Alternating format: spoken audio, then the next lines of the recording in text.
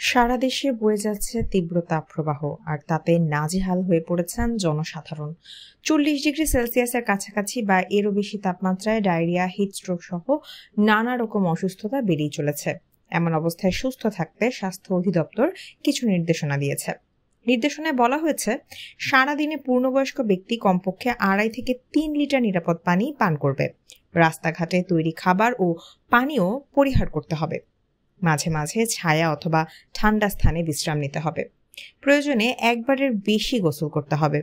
গরমের সময় সাদা অথবা হালকা রঙের ঢিলেঢালা পাতলা সুতি জামা কাপড় পরতে হবে। বিভিন্ন স্বাস্থ্য সমস্যা যেমন ডায়াবেটিস, কিডনি রোগ, উচ্চ রক্তচাপ অথবা অন্যান্য রোগ থাকলে গরমের সময় করণীয় সম্পর্কে দ্রুতই চিকিৎসকের পরামর্শ নিতে হবে।